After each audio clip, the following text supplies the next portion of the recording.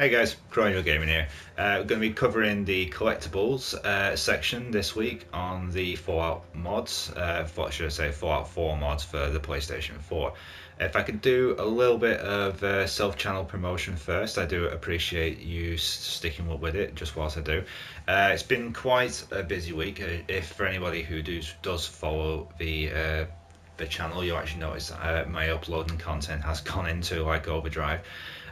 If you do watch these videos and you do want to support the channel, please check out some of the other stuff. I know I don't get as many views on some of the other stuff, but the content is worthwhile. I do try to put as much work into it as I can, and I do greatly appreciate it. If anyone can also check out something, even if you're not necessarily interested in the other stuff, just have a look, see what you think. I mean, you don't necessarily have to have the game, but you might enjoy watching some of the footage that I've put together.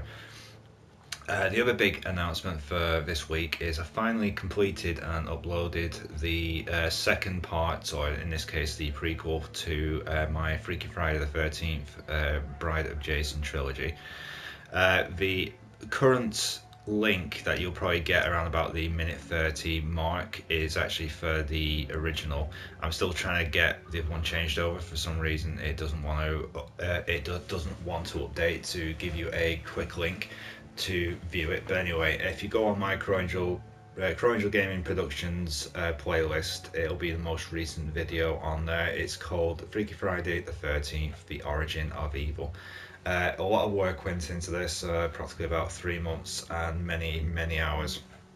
Myself, my wife, my friends, we all chipped in bits and pieces. Unfortunately, my friends live far away from me as well, so one of them over in Newfoundland in Canada.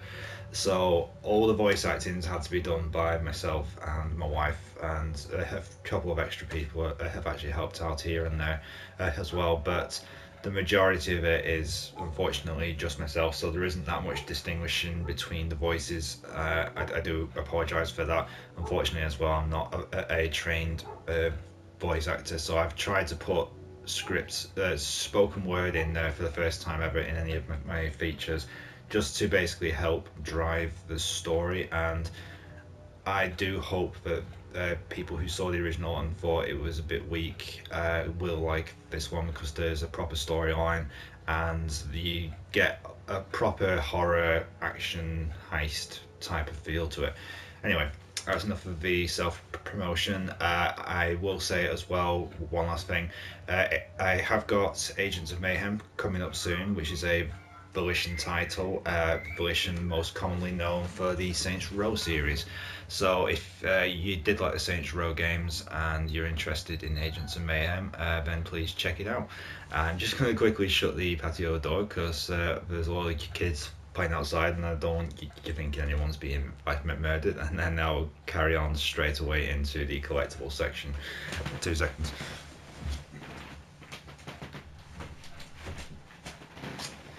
Okay, best laid plans never go the way you want them to.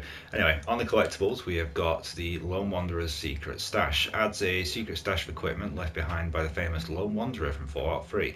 The items can be located in a cave near the alien crash site. In fact, in case anyone doesn't know, the alien crash site is near Oberlin Station. I put them there as a tribute to the Mothership Zeta DLC. I was hoping there'd be something like that on Fallout as well, but you can get similar missions once the Creation Club comes out. Legendary NPC spawner. What a mod does is let you spawn legendary NPCs in a... I do not have all the NPCs in the game, soon we'll be adding more. The weapons are located at Abernathy Farm. You will see it where the crops in front of the chest. Use the large, then farm legendary weapon and armor, or to have battles used at your will. Okay, I'm glad it's not just me that was having trouble thinking that, but basically this spawns all the legendary enemies, so you can drop them at your will. Emery's Stash. This mod is a follow-up to his survival stash. Inside the Sanctuary root cellar is a Vault 75 steamer trunk next to the ladder.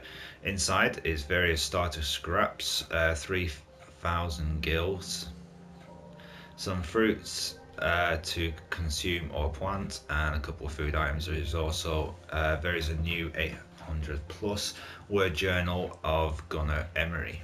Okay. Mayor or attire, I've covered this one before. Just adds a the mayor attire if you want to wear it or sell it for 200 caps. This one, as you can see, I've actually downloaded. Just downloaded this one recently, so you'll see it in not a future video to you, but a future video I'm going to be doing. So I'm actually about 10 videos ahead at the moment, but now I'm uploading on Tuesdays and Fridays as well, so I can hopefully get through some of the backlog of pre-recorded stuff.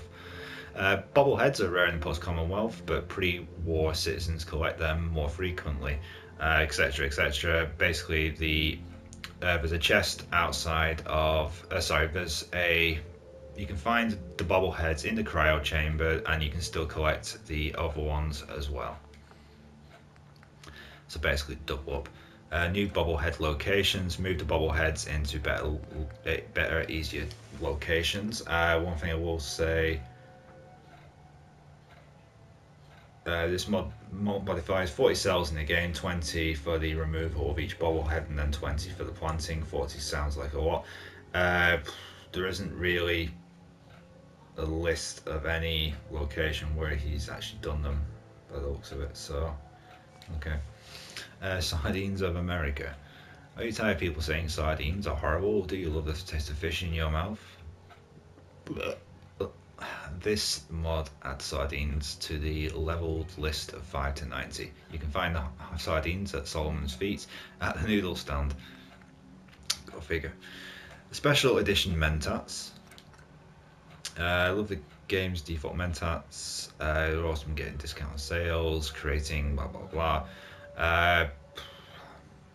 Nothing really much to say about it. It's just adds special edition ones to them. Survival Stash from the Paladin 07 again. Alright, this is first combine the old mods into one with some bonuses. Steamer trunks outside of Vault 111. Is looking to contain some creation kits, so as you can see from the screenshot there, pretty self-explanatory. A whole bunch of stuff for you to unlock and use, and that's pretty much all there is to say about it. You can see them on the picture there, and they're outside Vault 111. The Wabberjack mod, covered before, but quickly go over it. The Wabberjack is from Skyrim. It's a weapon that lets you transmute people or things into animals usually, so this will be doing the exact same thing. MCOR, main character outfit Redux. This mod adds high damage resistance outfits for quite a few of the game's main characters. They will be located in a green tote bag behind Dunlin Diner. The outfits include, and there's a whole list of them here, it's basically the unique outfits for people which you can't normally get on anybody else, or just in normal loot without pickpocketing them or asking them to trade and taking it off them.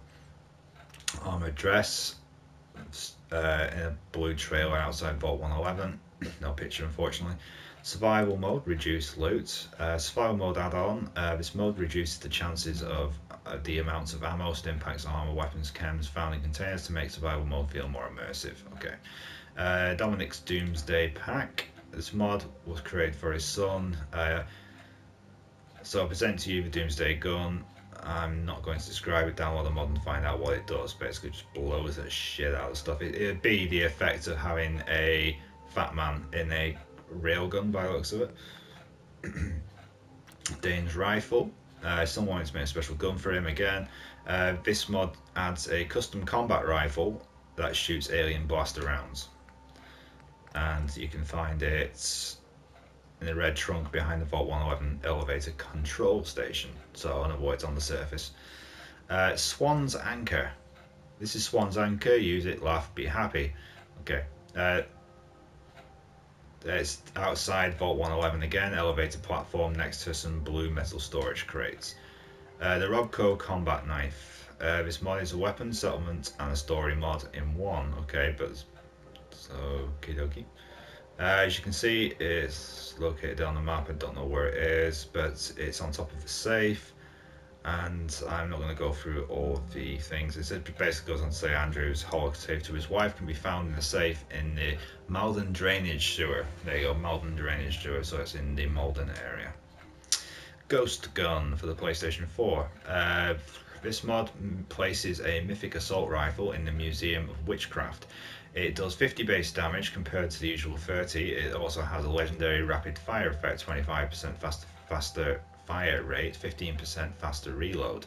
The magazine has a 900 round capacity, so you probably won't need to reload it too much. The gun is found in the basements of the Museum of Witchcraft in the suitcase with small backstory discussing in the holotape. Also found in the suitcase. Hope you enjoy. Dunder Mifflin Incorporated, just basically opens up the office and the cat's attacking the ball. Jet for Life. This mod makes Jet last for 31 seconds instead of 10. The Black Tower project, okay, adds rings with various power. As you can see, there are various different powers. This one's been covered before. Charles Overhaul patch for Far Harbor. I've covered this many times, so I'm going to skip over this one for now. It's not really in collectibles anyway. Non-lethal weapon pack. Quickly, just give you a once over with this.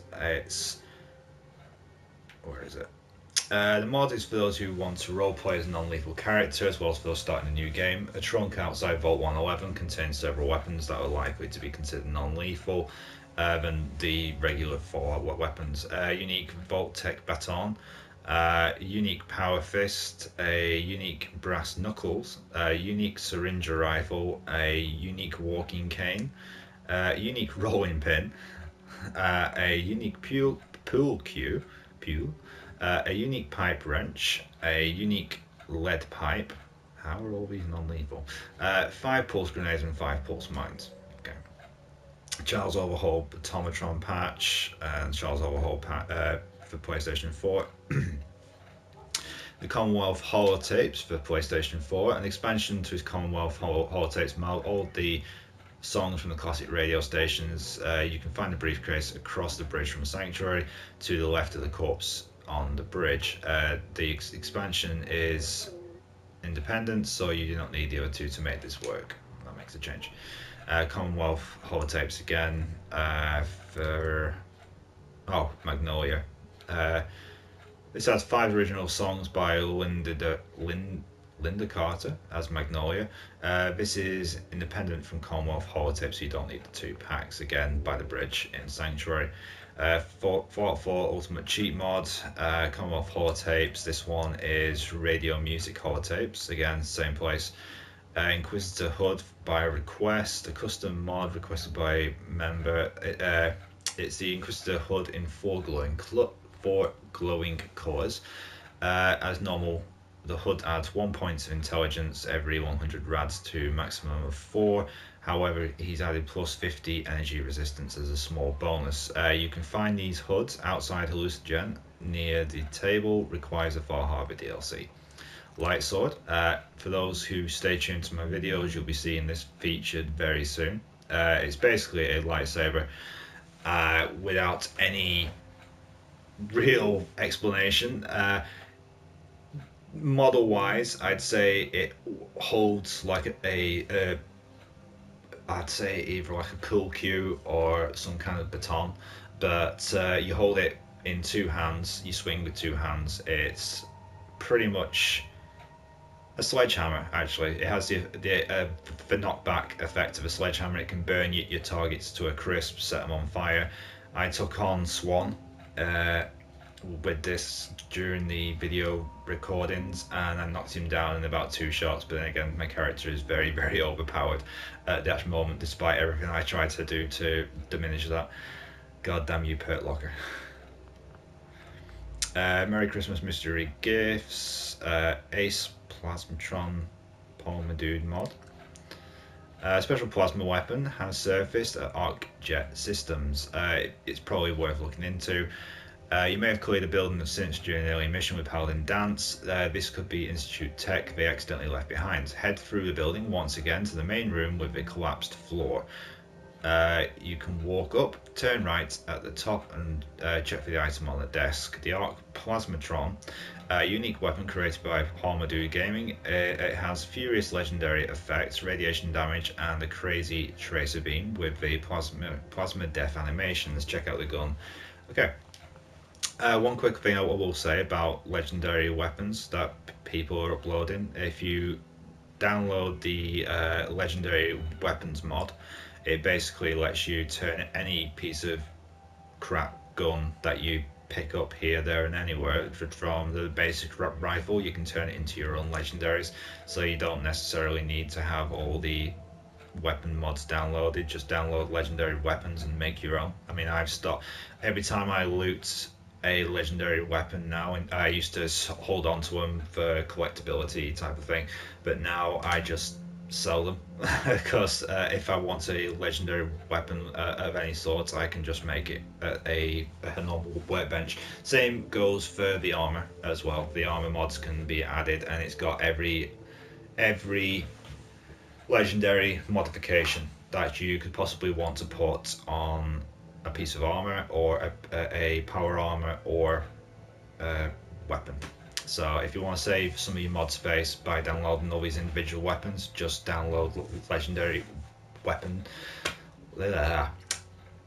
legendary modifications, and I'll show you the mod right at the very end if you stick with us, so you know exactly which one it is you're looking for.